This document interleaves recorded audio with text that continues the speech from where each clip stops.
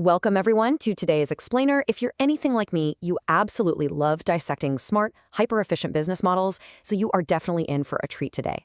I was just fascinated by this document, a business opportunity brief detailing a community recruitment and placement agency.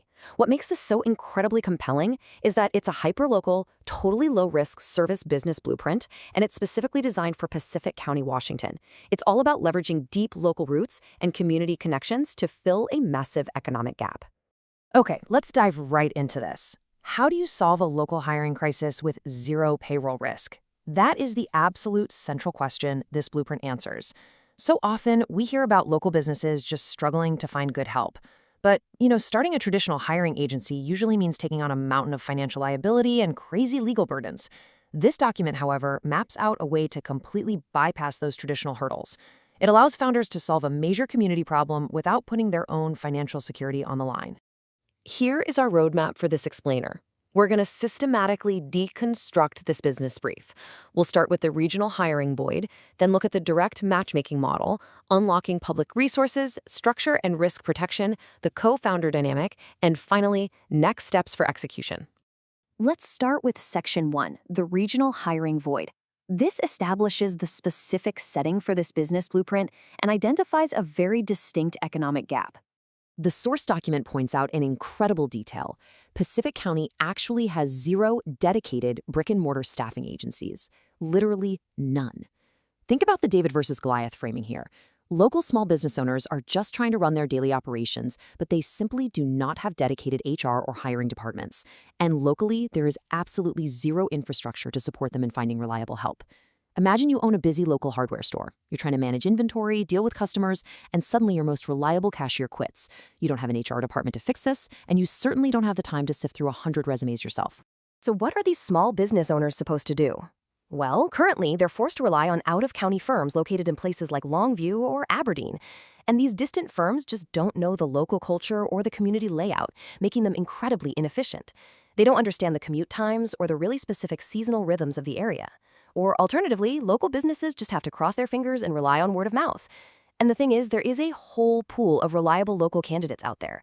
The brief specifically mentions active seniors looking for something to do, part-time workers, skilled labor, but there's no localized bridge connecting them to the small businesses that desperately need them. That is the void. Which brings us to Section 2, the direct matchmaking model.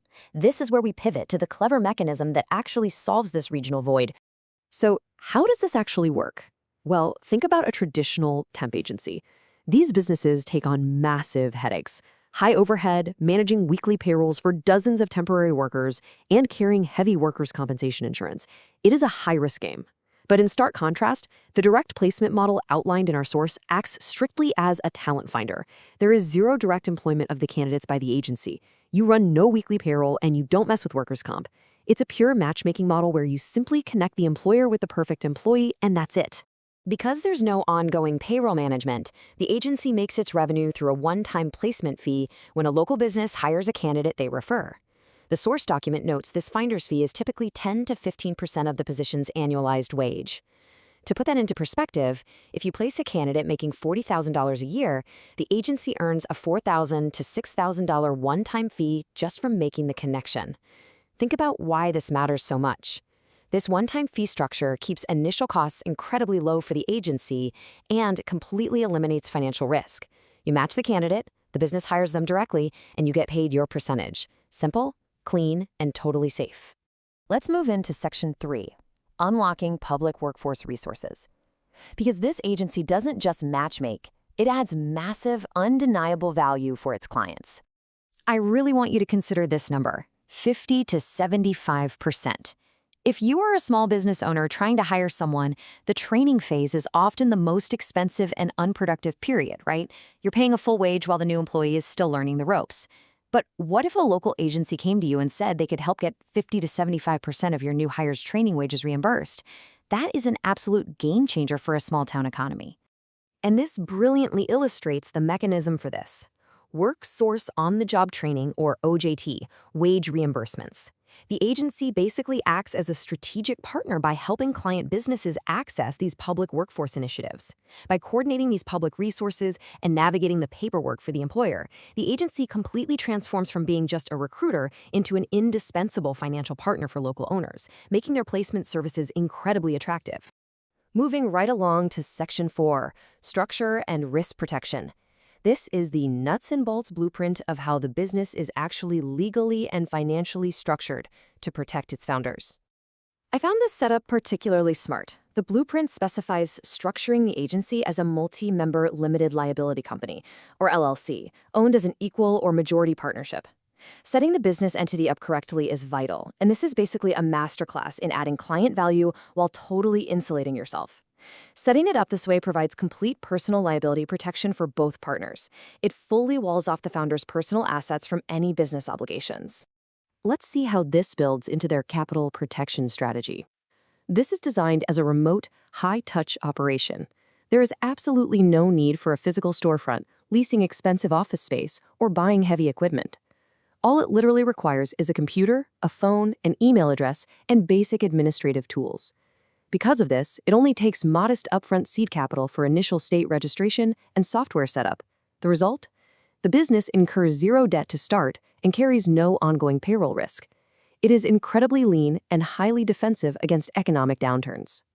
Section 5 brings us to the human element, the co-founder dynamic. The brief emphasizes that a structured division of labor is absolutely crucial to preventing administrative overload or founder burnout. Now, what's really interesting about this is how cleanly the complementary strengths of the two partners are divided. Partner 1 is your community lead and recruiter. Their entire focus is front-facing community building, local outreach with chambers of commerce and business owners, interviewing local job seekers, understanding their schedules, matching their skill sets, and serving as the warm, outgoing face of the firm. Then you have Partner 2 handling systems, operations, and risk management. This partner handles the vital back-office infrastructure. We are talking legal filings, banking, billing, financial record-keeping, and software. Crucially, they also handle contract and risk control by drafting standard placement agreements to ensure the agency is protected. Finally, they provide strategic support, coordinating those highly valuable WorkSource OJT programs we just discussed. By splitting the front-of-house personality and the back-of-house operations, neither partner gets overwhelmed. So we have the model, the value proposition, and the team structure. That brings us to Section 6, Next Steps for Evaluation. How does this blueprint move from a concept on paper into an actionable reality? The document outlines 3 highly actionable steps. Step 1, review the summary and discuss any adjustments. Step 2 is absolutely critical. Identify 3 to 5 local businesses to approach for informal feedback on their current hiring challenges. This directly engages the community to validate the business model before you even launch. You're basically asking your potential future clients exactly what they need. And step 3, draft a simple operating agreement to formalize these complementary roles, figure out profit sharing, and align your vision. This 3-step process is incredibly lightweight, meaning you don't need months of planning or massive investment to figure out if your community actually wants this. By focusing on matchmaking rather than direct employment, and by tapping into public resources, this blueprint turns a massive regional problem into a highly protected opportunity. Which leads me with this final, somewhat provocative thought for you to consider based on what we've learned today. What regional voids exist in your own backyard that could be solved with a simple, low-risk matchmaking model? The blueprint is there, you just have to look for the opportunity. Thank you for joining me for this explainer. I really hope you found this breakdown as fascinating as I did.